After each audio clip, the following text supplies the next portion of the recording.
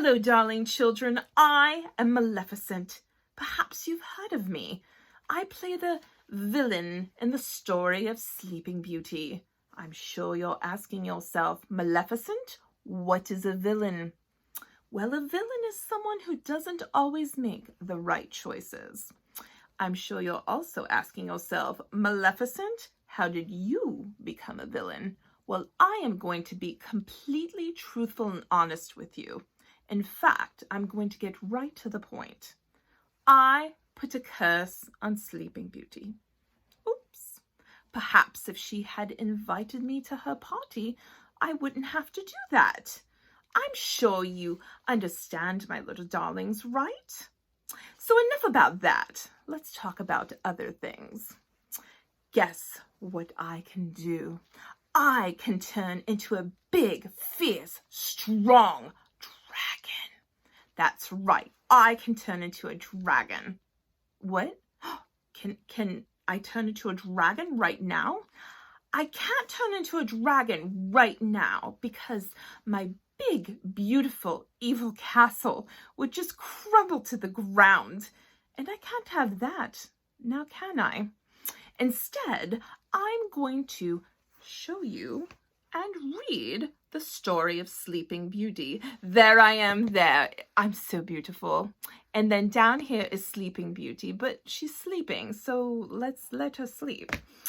But in my story, there is Princess Aurora, Prince Philip, and there is a dragon and a spinning wheel, and best of all, Maleficent is in the story.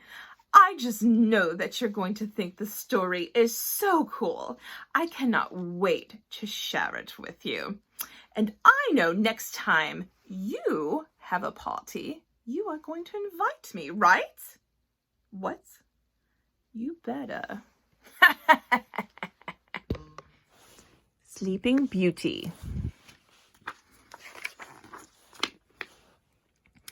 Long ago, in a faraway land, King Stephen and his queen had a baby girl named Aurora.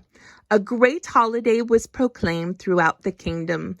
Everyone was invited to the castle to celebrate the arrival of the new princess.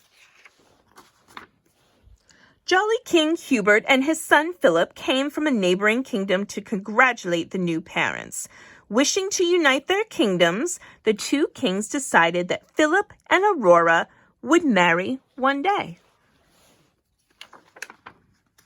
The three good fairies, Flora, Fauna, and Merryweather, arrived with special gifts for Princess Aurora. Flora presented the baby with gifts of beauty. Fauna gave the tiny princess the gift of song. Suddenly, the evil fairy Maleficent appeared in a blast of fire and smoke. She was angry that she hadn't been invited. She sneered at the crowd and declared, "Before the sun sets on her 16th birthday, she shall prick her finger on the spindle of a spinning wheel and die." The castle guards rushed to capture Maleficent, but she vanished in a flash of lightning. Luckily, Merryweather still had a magical gift to give the princess. The good fairy couldn't undo Maleficent's curse, but she was able to change it. Aurora would now fall into a deep sleep if she pricked her finger. As a vision of the 16-year-old princess materialized, the good fairy promised, "You shall wake when true love's kiss, the spell shall break." Fearful for his daughter's life, King Stephen had every spinning wheel in the kingdom destroyed. Flora came up with yet another plan to protect the princess. The good fairies would disguise themselves as peasant women and raise Aurora deep in the forest. They would do everything without magic, so Maleficent wouldn't suspect a thing. King Stephen and the Queen knew Flora's plan was for the best. They watched with heavy hearts as their only child disappeared into the night with the three good fairies. 16 years passed. Maleficent was frustrated that her henchmen had never located the princess. She turned to her pet raven and said, "You are my last hope. Circle far and wide. Search for a maiden of 16 with hair of sunshine gold and lips red as a rose." In the forest, a happy girl named Briar Rose greeted the day from her cottage window. She did not know she was really the Princess Aurora and that her aunties were the good fairies. It was Briar Rose's 16th birthday. The fairies wanted to surprise her with a cake and a dress and the truth about her royal identity. They asked Briar Rose to go pick berries, leaving her aunties time to prepare.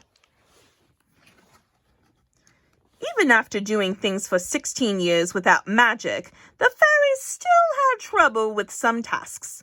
While Flora and Merryweather struggled to make a dress, Fauna wondered how exactly to fold eggs into a cake batter. At the same time, Briar Rose happily visited with her animal friends. She told them she had met a handsome prince, but only in her dreams. They say if you dream a thing more than once, it is sure to come true. She sighed as she began singing and dancing. There actually was a prince nearby. Prince Philip spotted the beautiful girl and stepped out of the bushes to join her in a dance. They both felt as if they were in a dream. Briar Rose invited the young man to see her again that evening at the cottage. Neither knew the other's name, only that they had fallen instantly and deeply in love. Back at the cottage, Merryweather insisted that the fairies give up on sewing and baking and instead use their magic to make everything perfect for Briar Rose. With the wave of a wand, a dress was created in an instant, but Flora wanted it to be pink, while Merryweather wanted it to be blue. As the fairies argued, they kept changing the dress's color by sending magical sparks back and forth. The colorful sparks soared up and out of the chimney as Maleficent's pet raven flew by. He stopped and saw Briar Rose return to the cottage. Then the wicked bird listened to all that was said before returning to Maleficent with a full report. Briar Rose loved the dress and the cake, but she couldn't wait to tell her aunties about the wonderful young man she had just met. The fairies were shocked and hurried to tell the girl her true identity, and that it had already been arranged that she would marry a prince. Many a young girl would delight at finding out she was a princess betrothed to a prince, but as Aurora dolefully accompanied the fairies to the castle, her only thoughts were of the young man she had just met and already fallen in love with. Before the sun set, the fairies sneaked Aurora into the castle. They presented her with her crown and gave her a few minutes alone. Aurora cried. She was heartbroken, knowing that the fates separated her from her true love. Suddenly, a glowing green orb appeared and put Aurora into a trance. She followed the orb up the winding staircase. Soon, Aurora found herself in a room with a spinning wheel and a spindle. Maleficent's voice bellowed, "Touch the spindle, touch it, I say." Aurora couldn't help but obey. When the fairies finally reached the hidden room, they saw Maleficent standing in triumph beside the fallen princess. "You poor simple fools," Maleficent cried, "thinking you could defeat me, the mistress of all evil." Then, with a wicked laugh, she disappeared. The three fairies took Aurora to a tower room, where they placed her gently on a bed. Tears ran down their cheeks at this cruel turn of events.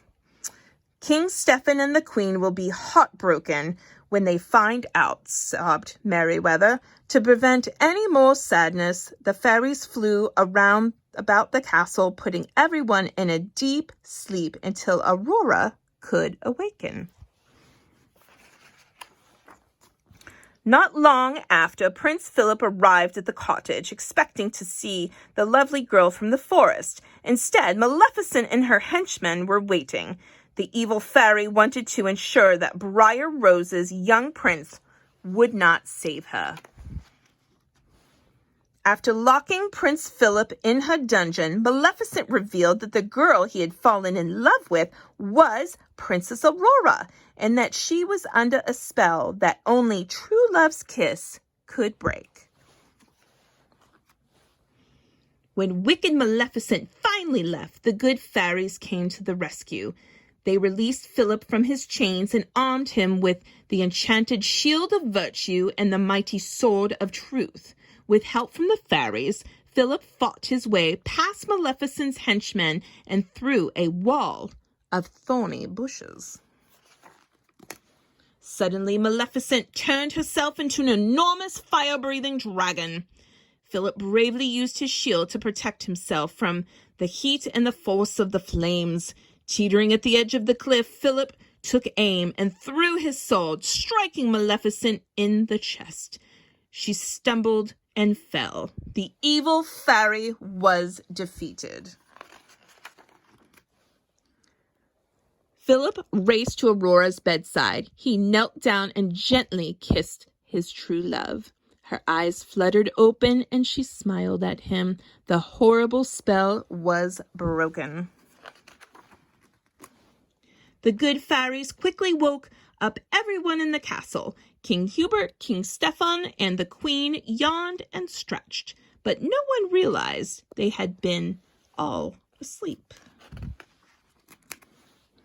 Philip and Aurora entered the room and bowed before the throne. Then Aurora rushed into the arms of her parents and felt their warm embrace for the first time in 16 years. Prince Philip took Princess Aurora's hand. Then, just as they had when they first met, the happy couple began to dance, and the entire kingdom rejoiced. The end.